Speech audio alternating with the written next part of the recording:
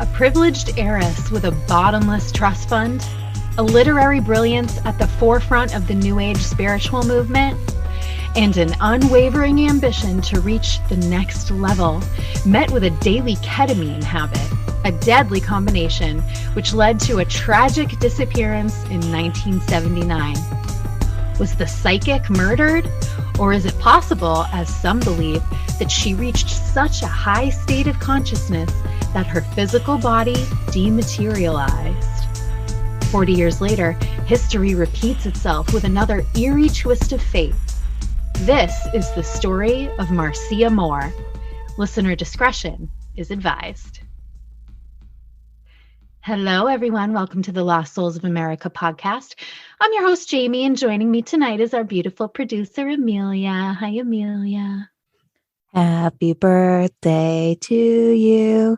Happy birthday to you. Thanks. You're welcome. That's nice.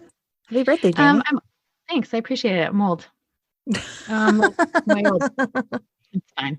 Being my birthday week, I thought I would take this opportunity to tell you guys a little bit more about me and some things that I get kind of asked about regularly. But before I do that, did I hear that you have a little present for me? I do, yeah. I brought in 2 different stories this week, which are paranormal and spooky related. Oh, I'm so excited. Yay! Thanks, Amelia. That's a good gift. I like it when you tell me a story because that's one less thing I have to do. But you have the Ghost Hunting in New England podcast, which talks so much about like these hauntings. And before we ever did this, that's how we know each other, is because I was on your other podcast. Yeah. And it's so fun. And so I'm always like, we need to hear a story that's like true crime with a supernatural twist. So I have one for you this week, and you have one or two for me this week. I have 2. I'm so excited. Okay. Do you want to go first? Do you want me to go first? No, you do it first. Okay. So before I get into the story, can I just take a minute to talk a little bit about me? Yeah. Can I talk about myself for a minute? I'm a Pisces, right? But that's probably my Leo that's talking, the Leo that I have elsewhere in my birth chart. See, I'm also really into astrology. Okay. So if you follow me or if you've connected with me through the podcast and you're not somebody who knew me before, you might jump over to my page or something and be surprised to find that I work full-time as a psychic medium. I know I'm laughing because it's like crazy even for me to say, because I feel like such a normal person, and to explain to people that I have this job that so many people think is like weird. It's always a little so funny woo-woo.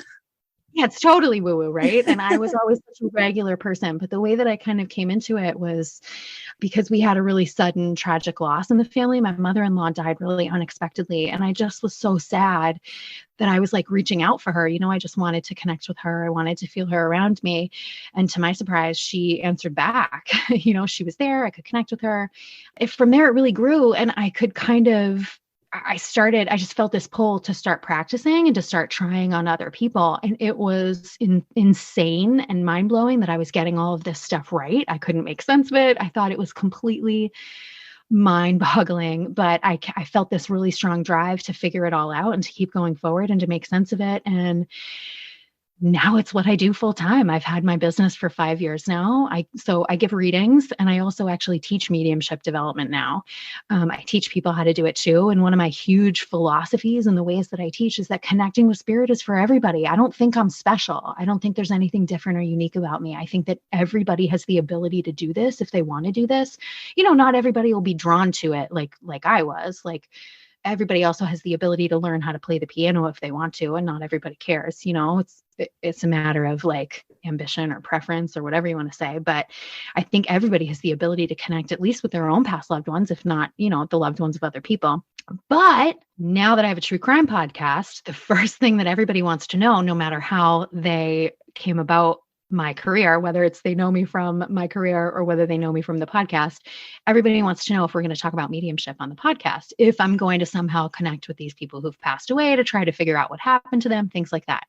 And a lot of people, when I answer these questions, are surprised to hear that my answer is a pretty firm no, absolutely not. And so I want to kind of clear that up and tell why. I wanted to kind of share some reasons why I will not be using my mediumship on the show. And in fact, I don't really agree with, I might get some hate for this, but I don't really agree with using mediumship in a public sense, like for true crime purposes at all. And so let me tell you why, because I think it's important to understand why. Number one, I'm really, really big on ethical mediumship. Like it's the first lesson that I teach in my mediumship development course. And I think it's completely out of line to read for somebody without their consent, right? So say I was going to connect tonight with Marcia Moore to try to find out what happened to her. I don't have her family. I don't have her loved ones. I don't have her relatives' permission to do that. And that doesn't feel right to me, especially not publicly, right? Number two, the goal of investigative mediumship, it's not to solve a case. Your goal, if you were going to be, say, working with the police or whatever, would be to provide authorities with evidence which could solve the case. And I'm not working with the police. I'm working on a podcast, right? So there's no reason for me to do that. Number three, the spirit has absolutely no motivation to come through for me for those same reasons. It's arrogant to think that they would. I don't know Marcia Moore. Why would she come down to me? Why would she come to me? I have no one sitting in front of me to deliver a message for. And I think it's kind of arrogant to assume that she would be like, oh, here she is. Here's the psychic that can solve my 40-year-old mysterious death. Let me just go tell her what happened. I have no relationship with them. So like, why would they want to talk with me? You know what I mean? Number four, I already know too much about these cases, right? I've researched them thoroughly. I'm the one that wrote the episode. So it's not really a reading if I already have all of this information. If I'm going to do a mediumship reading with you, I'm doing it without any information in the background. I do it not knowing this stuff. And so it doesn't make sense for me to do it after I've already researched an episode thoroughly. And of course, I have opinions on what happened, but it's no different than anybody else. You, Amelia, have opinions on what happened too in all of these cases. Yes. And then I have one last point. No good, and forgive me because I'm going to make people mad with this. No good can come from doing investigative mediumship in a public platform. None. Think about it. If I get it right, then there's a chance that I blow the investigation by sharing info that the police have kept to themselves.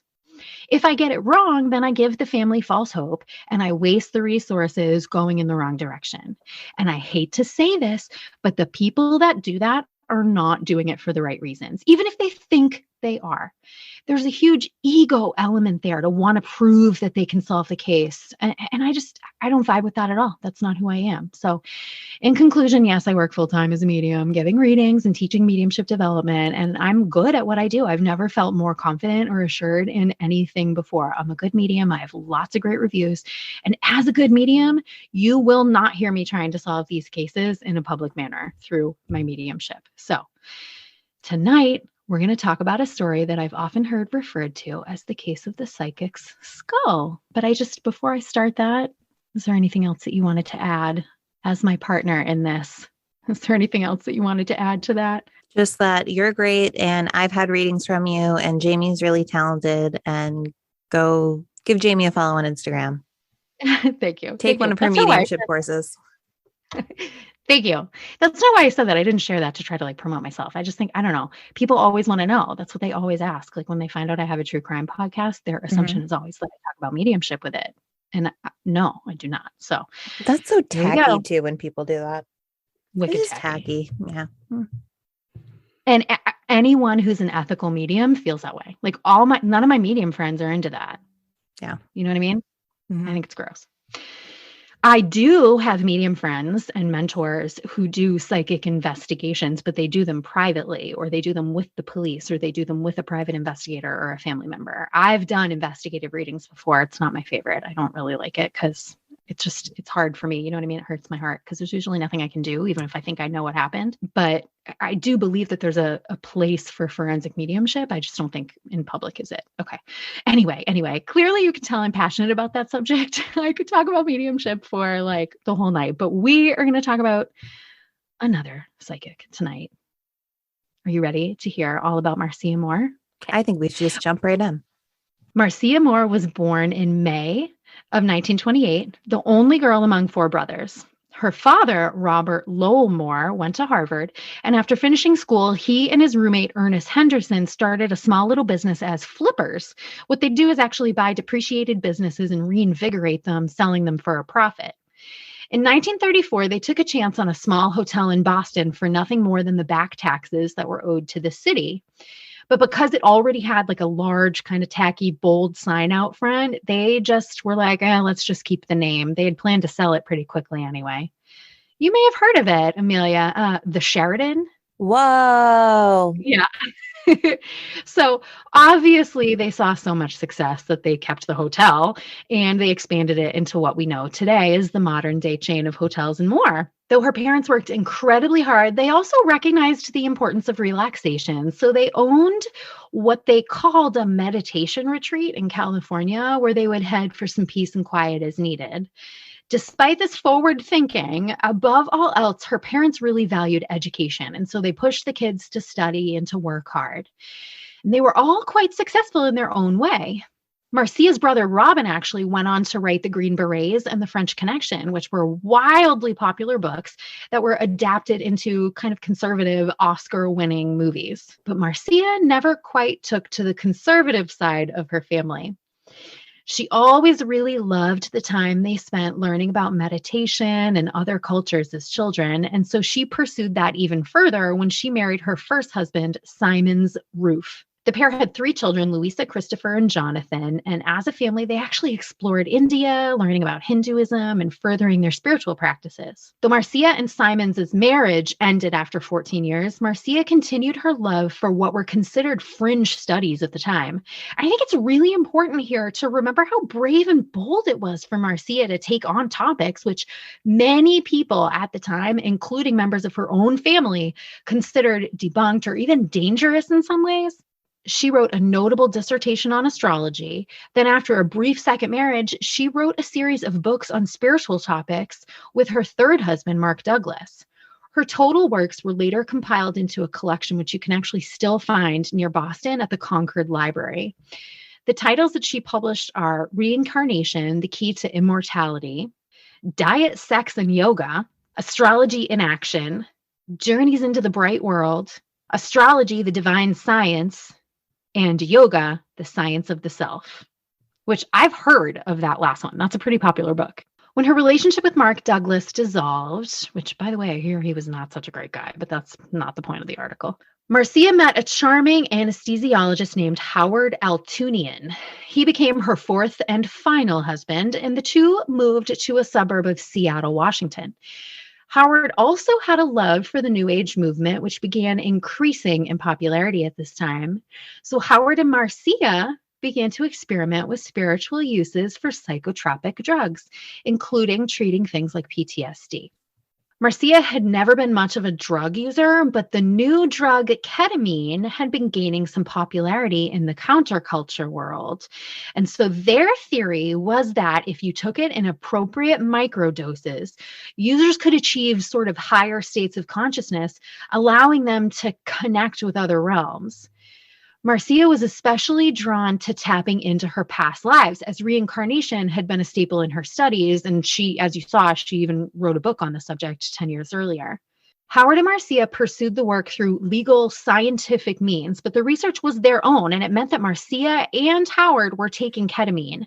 They were doing it daily, and Marcia did it for nearly 18 months. Her husband had already stopped, and the two had published a book together on their findings, which they called Journeys into the Bright World. But Marcia was convinced that there were still more discoveries to unlock, and she was close to a breakthrough of the metaphysical variety. So she just wouldn't stop. Just as a PSA, don't do ketamine, and definitely don't do it for 18 months straight, everyone who's listening. Daily. Yeah. Like, ketamine's a horse tranquilizer, everyone. So yeah. Maybe don't. Although... if you survive doing it every day for 18 months, you will also think you are on the brink of great thoughts. Yeah. When really you're just spinning out in a corner. Yeah, that was kind of my thought with that too. I like meditation as much as the next guy, but so in the book Dematerialized, The Mysterious Disappearance of Marcia Moore by Joseph and Marina Di Simona, it appears as though one of the New Age beliefs that could be achieved through high enough consciousness was dematerialization, where the soul moves on to another plane of existence and the physical body simply ceases to exist. It vanishes into thin air. For the record, I don't believe in that. I just would like to make sure everybody knows that about me. Vanishing into thin air actually appeared to be exactly what Marcia did, though. So on the morning of January 15th, 1979, Howard Altunian woke up, couldn't find his wife anywhere, and called authorities to report his wife missing. The night before, he had actually left home to go see a movie, and when he got back, she wasn't there. My research showed some kind of conflicting information about maybe what she took with her, like what she had left behind, or why he waited until morning to call. But I do know that everybody really agrees that Howard was absolutely devastated in this time when they rushed in and started looking for Marcia. Of course, the search for her began immediately, and for 2 years, many different theories were investigated while all parties who loved her simply just hoped to find her alive and well. No trace of Marcia was seen for nearly 2 years. And then someone found her partial skull in the woods 3 miles from her home. The skull was actually only the top portion, and they were able to identify it easily through dental records, especially because she had gold crowns in her mouth.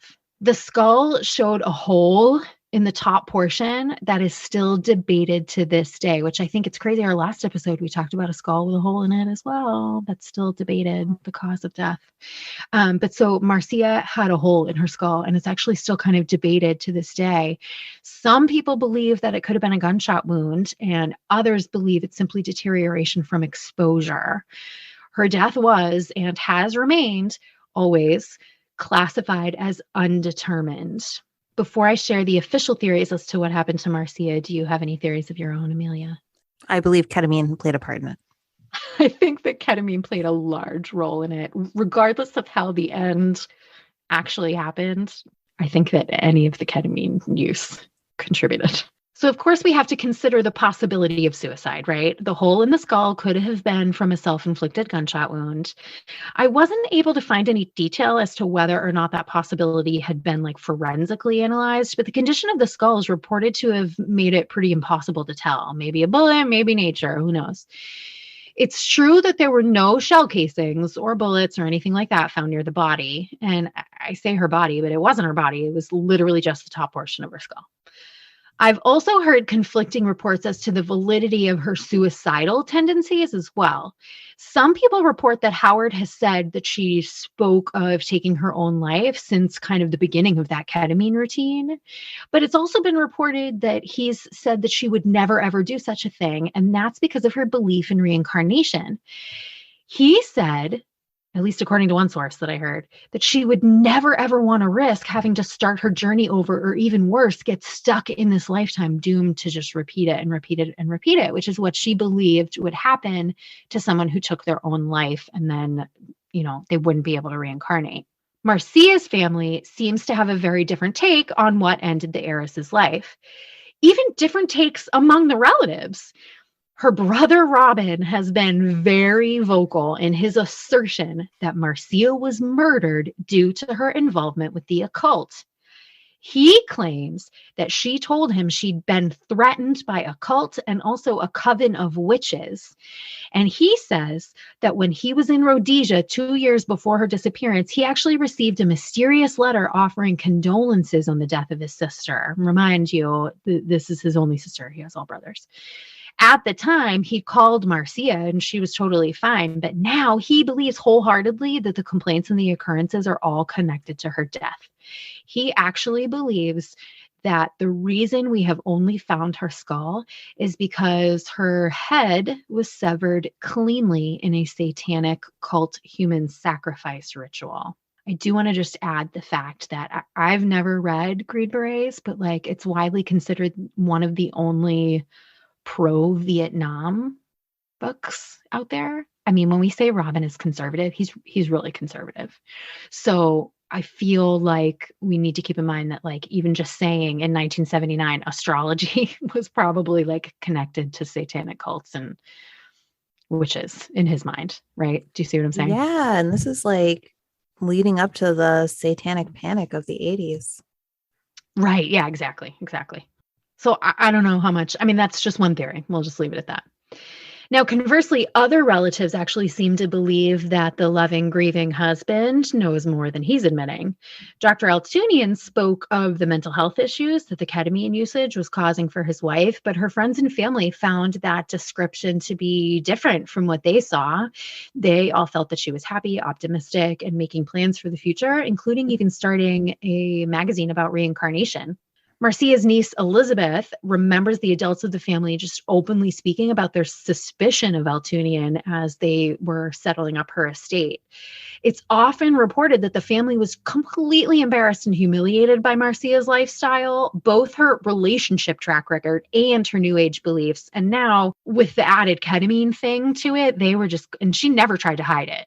So her family was just completely like, they barely spoke to her, couldn't really deal with the image that it was doing to the family. Elizabeth said that while they all kind of suspected it, though, there just wasn't enough like passion and rage to get the gentlemen of the family to break their usual character and fight for those beliefs that Dr. Altunian had caused her death, especially since there was just no clear proof. It was all just kind of a hunch that the family had. That being said, I do want to point out that Howard and Marcia had been living exclusively off Marcia's trust fund. When his wife went missing, the community completely turned on him for his strange beliefs and strange circumstances. He totally ran out of money and he had to move just to find work again as a doctor. It's kind of hard for me to see what benefit he would have gained from that. You know what I mean? Yeah, no, I totally agree. The most logical and maybe popular theory is that Marcia died of exposure or something after a ketamine overdose. According to Altunian, Marcia had been depressed and despondent. He actually worried that her ketamine usage was having a long-term effect on her, and he had begged her to stop. Yeah, You right. think? I wonder if a year and a half of ingesting a horse tranquilizer will have an effect on my brain. So he definitely worried that it was having a long-term effect on her. And he says that he had begged her to stop, but she was so committed to her beliefs that she was really, really close. You know, is it possible that maybe she snuck a dose and took to the woods for a meditative experience? Or maybe she took too much and wandered off in a confused state? It's a heavy sedative, right? Like they used to use it as a date rape drug too. You know, if she simply passed out in the woods on a cold January night in the Pacific Northwest, it's possible that she would have died by morning. That being said, why was she not found for 2 years? I mean, I've heard some whispers that area had been searched right after her disappearance. So it seems kind of odd to me that her remains went unnoticed for so long. And that theory really only counts for exposure being the only responsible option for the disappearance of the entire rest of her body and the hole in her skull. Or maybe, just maybe, Marcia Moore reached such a high consciousness that her soul ascended and her body simply dematerialized. What do you think, Amelia? You think she might have dematerialized? Do you think maybe? Which theory do you think is most likely? Oh, I don't know. I think she got eaten by a bear. I don't know. That was very specific, but yeah, probably the ketamine thing. Probably the ketamine thing. Maybe she ascended. Maybe that's the second most likely option for you. I think so. Okay. Or her brother killed her, but like, what motive would he have? Maybe inheritance. I don't know. Yeah, I don't know. I do actually have a really interesting and somewhat tragic update for you. From there, the story of Marcia Moore grew as cold as her case. And though those who loved her in life tried their best to keep her memory alive, her story really faded from the headlines until a discovery in September of 2021 that connected Marcia Moore to an eerily similar decade-old John Doe case all the way across the country in Maine. On November 4th, 2010, a pair of men were out deer hunting in the woods of Stacyville, Maine. Stacyville was a small town at the base of Mount Katahdin. It's right on the border of Penobscot and Aroostook counties in the northern part of the state. And the men, I guess, just kind of came across this really badly decomposed body while they were looking for deer. And so the state police were immediately called in and they removed the body and conducted an autopsy. The man was estimated to be in his 50s, around 5'9" and 150 pounds. He wore nice clothes and he seemed well cared for. His outfit included a plaid button-down, long-sleeve shirt, khakis, sneakers, and a canvas jacket, all nice name brands. In his briefcase, he had a sweater and bottles of juice and water. Amelia, does this story remind you of anybody? All I could think of was the Christmas Tree Jane Joe. like Yeah, really nice it's clothes. weird. And It's really weird. Briefcase with juice. Because of the briefcase with juice, it made me wonder if like he had, if he had taken his own life in the same way that she did. Like we think she took pills and then drank like a mixed drink to drink it down. I don't know, just a thought. Unrelated, but just a thought. So the item that really stuck out to everyone though was the fact that he had on a hand knit beanie cap. Like a winter cap like we have in Maine. I'm wearing mine constantly. And his cap actually had the name Chris embroidered or stitched, knit into the front of it. For more than 10 years, the Stacyville Doe was compared to missing persons, and his description was shared far and wide with absolutely no results. Who was the mystery man in the mountain? And then in 2021, a woman named Sydney Kopp was listening to the podcast by Josh Hallmark called True Crime Bullshit.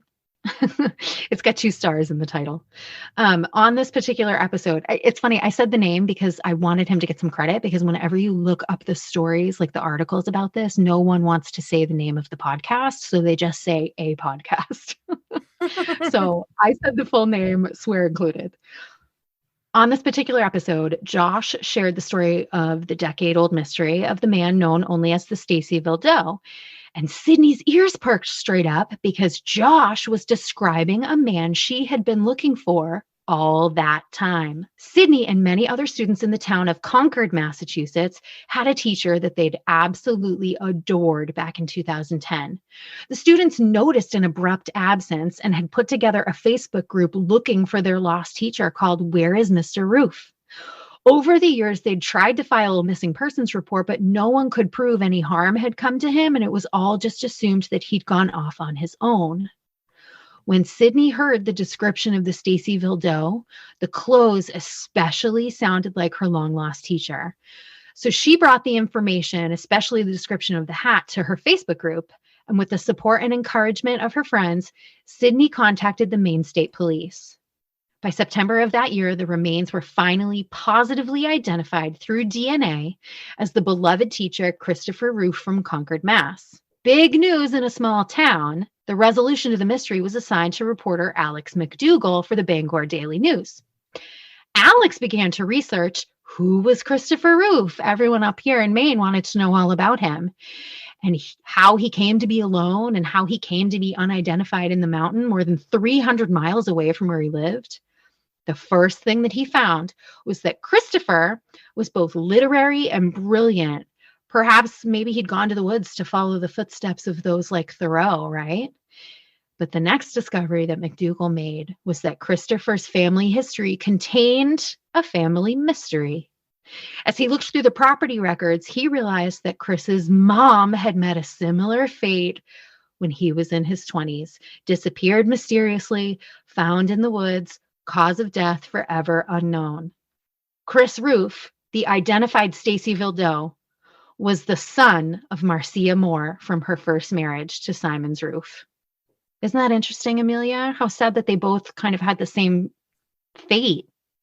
That is sad, yeah. I know. I felt it made me wonder. I had to think about it. Like, I wasn't able to really find anything about his family history, like as far as if he was married and had kids or anything like that. But I just find it interesting. Obviously, losing your mom at 28 in such a tragic and crazy way would have a lasting impact on you. But you have to think probably his life even before that. I mean, her 4 marriages and constantly being sort of like on the black sheep of the family and being addicted to ketamine. Being addicted to ketamine, even just being kind of on the fringe of society, you know what I mean? Compared to the whole big rest of the family, like Chris Roof probably had a wild upbringing. Yeah, and for sure. I wonder, his cause of death is undetermined too, but do you think it's possible that he intentionally tried to meet the same fate as his mother? Like, do you think he was sort of recreating that scenario? That was one thought that ran through my mind. I mean, I don't think we need to answer that or analyze it, but that's just one thought that I had. That was the first thought I had too. Yeah, it's so sad. Yeah, it's really sad. I mean, listen, you can get childhood trauma from like small things. I can't imagine what a big thing it would be to grow up kind of like living under that. And I also hear, I didn't get too much into it for the case of this episode, but her marriages were pretty rocky from what I understand as well. So who knows what he went through as a kid, you know? Yeah. Do you have a story for me? I have two stories for you today, Jamie. I'm so excited. They are not missing persons, but they are suspicious death. Are you ready? I think we should just dive right in. Oh, good. A little paranormal twist to both of these. I love it. So on July 7th, 2016, a 32-year-old man was found dead in his home in Dwarka, India. His entire family was in the house when he met his demise. Around 11 a.m., they claimed to have heard a loud thud from the bathroom. They broke down a locked door to find him laying on the floor, dead, with nothing but a thin line across his neck. Not only was this a strange situation, but the details not of how the man died, but rather how he lived would make this story a mystery told around the entire world, especially in paranormal circles. The man was none other than Gaurav Tiwari, an ordained minister of the Metaphysical Church of Humanistic Sciences and the founder and CEO of the Indian Paranormal Society. Tiwari first became involved in the paranormal 9 years earlier, when in 2007, he experienced phenomena like poltergeists and heard disembodied whispers in the apartment he was sharing with 4 other people while he was studying to be a commercial pilot in the United States down in Florida. He wasn't the only one who experienced this in his house, and one of his roommates also saw an apparition of a young girl. Following that experience, he was hooked on the paranormal and visited more than 6,000 haunted locations and investigated all types of hauntings, UFO abductions, and cryptozoology. He gained 6,000. He's got you beat. Way beat. You beat with 6,000. Yeah, way beat. I'm not even at 600. That he's doing really well. Yeah. Well, he was. It doesn't sound like he's doing so well anymore. No, he's not doing well now. So he gained national notoriety in his home country of India for his work. He appeared on multiple TV shows, including Haunted Weekends with Sunny Leone, Buha Daya, MTV Heat Ticket, and The Fear Files. He also appeared in Bollywood films, including 16 December and Tango Charlie. He was investigating a suspected haunted house in Delhi's Janakpuri. I'm so sorry if I mispronounced that. The night before his death, and he returned home at 1:30 a.m., triggering a fight with his new wife, who didn't like that he was always out late, like in these spooky situations, which I get because my husband was onto something. I was going to say, my husband also doesn't like it when I do things like that. So by the morning, however, Tiwari appeared absolutely fine, and investigators found that just moments before his death, he was just checking his email in the bathroom. So prior to the autopsy being completed, family members suspected he died from trauma from falling on the bathroom floor. It was also being investigated as a potential murder because of the line on his throat and because there were people in the house, and it was just like felt funny to the investigators. Yeah. Meanwhile, another paranormal investigator down in Australia, this guy, Alan Tiller, he was working with Tiwari on a sci-fi series called Haunting Australia. And he told everyone online that Tiwari died of a heart attack. What? So it's like the family thinks one thing, this random guy is just throwing heart attack out there. The police have no idea what it is. They're investigating it from every which way, right? So the autopsy comes back. It was ruled he died of suicide by hanging himself with a piece of cloth from one of his wife's like robes or something. Well, where was it? Exactly.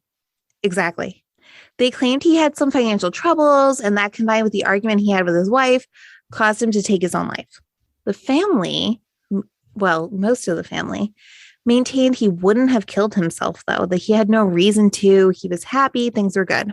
Initial reports also didn't say he was found hanging. They just mentioned the line on his throat. And they didn't mention anything like, even if he had fallen, he would still have stuff around him. It would either be still on his neck, still attached to the ceiling. There'd be some indication. And anyone can do anything terrible to themselves at any point. But it seems odd to me that it would be in a bathroom at 11 a.m. with his whole family at home. You can't walk into a bathroom that was like locked and the person was just alive in there and look at the crime scene and go, gee, I wonder if they killed themselves or perhaps tripped and fell on the floor. I mean, that doesn't make any sense. It's really weird. It's weird. It's weird. Ooh, so crazy. After this, his father tells Times of India, their big publication over there. Yeah. His son had told him he felt a negative force pulling him to try to kill himself.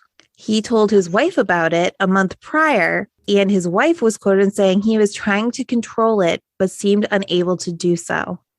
His wife hadn't taken it seriously and just believed he was depressed because of like having a heavy workload and being out late and all this other stuff, and just brushed it off.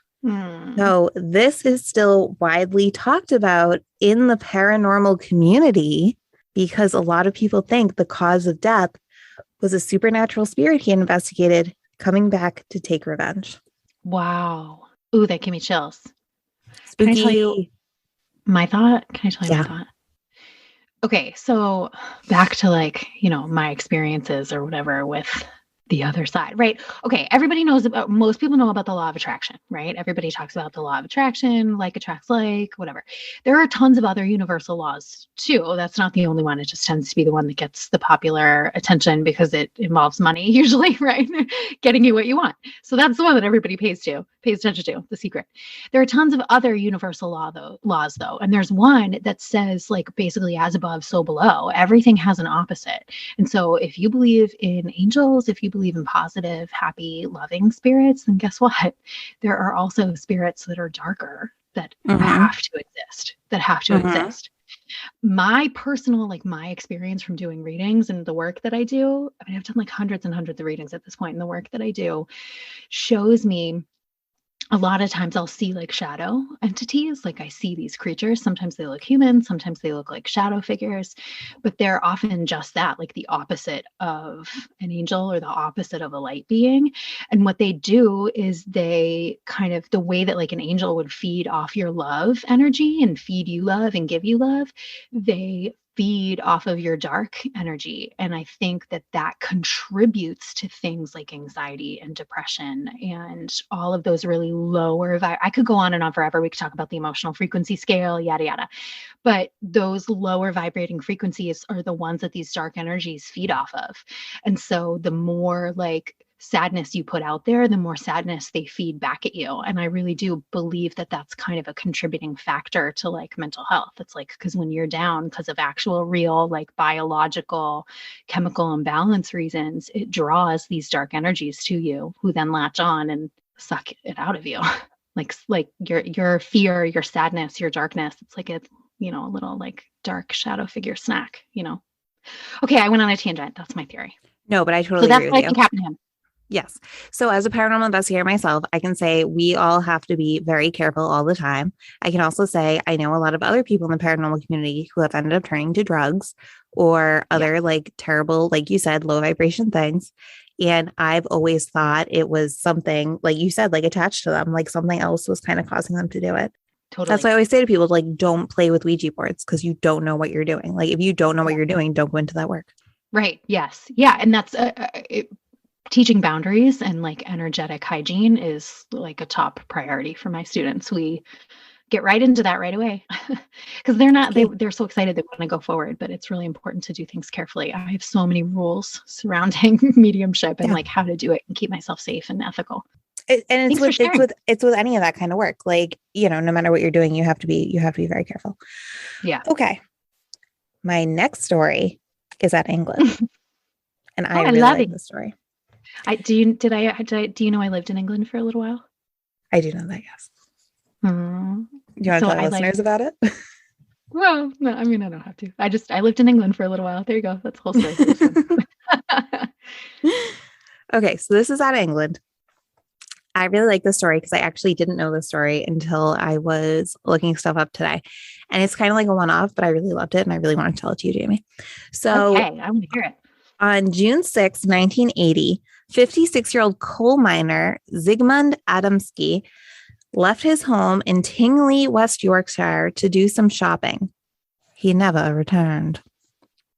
On the 9th of June, his body was West Yorkshire is where I lived. I'm sorry, I had to say it. That's where I lived. Cool. Yeah. Okay, go ahead. Sorry. So on June 9th, his body was found on top of a 10-foot high pile of coal in a town of Todmorden, 20 miles from his house. Weird. Very weird. On top of a pile of coal? Yes. But he was a coal miner. But yes. It wasn't, okay, but he went out shopping. Okay, that's so weird. Okay. Very weird. The reporting officer, Alan Godfrey, discovered that while Adamski was wearing a suit, his shirt, wallet, and watch were all missing. Weird. Adamski's hair had been cropped in what Godfrey described as a roughly cut manner. He only had 1 day's growth of beard, despite being missing for 3 days. The young policeman also reported that Adamski had mysterious burns on his neck, his head, and his shoulders. Oh my God. That's weird. The coroner, James Turnbull, confirmed that some of these burns had been treated with a, quote, strange ointment that could not be identified by forensic scientists working on the case. What? When was this? What year did you say? 1980. Okay. Godfrey later said that Adamski looked like he'd been, quote, frightened to death.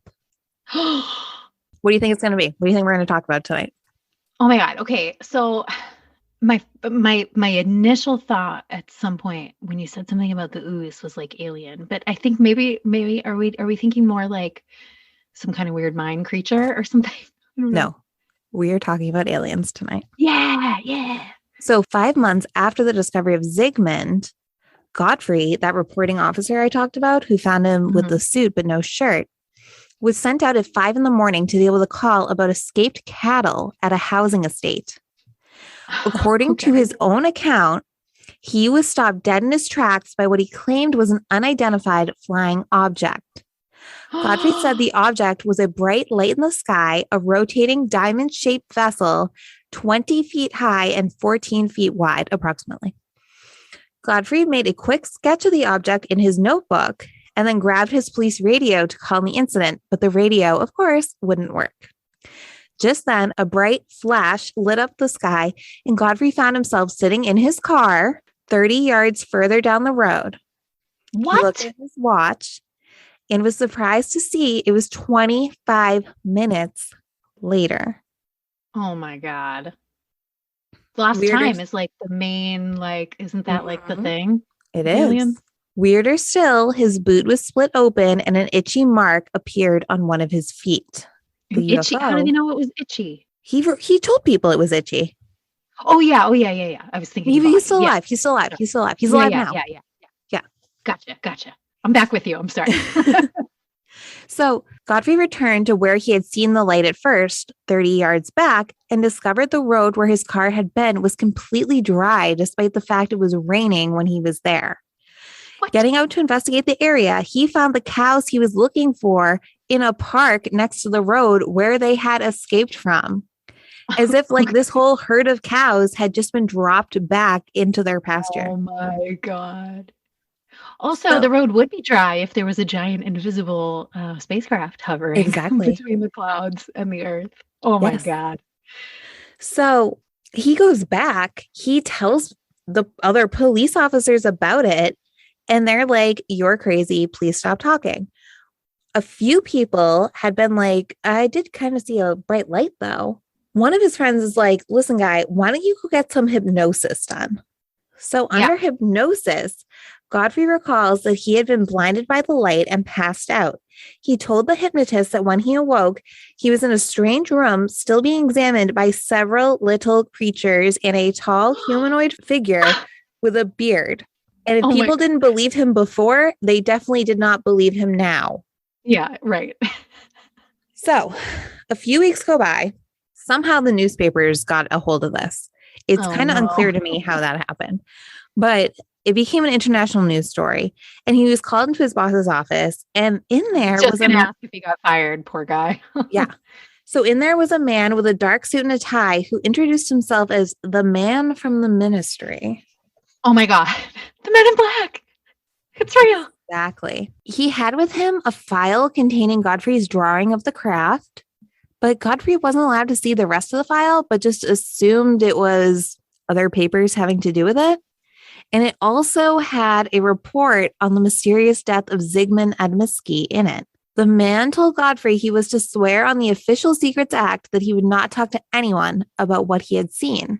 Godfrey reluctantly agreed, but later obviously didn't because he still talks about this.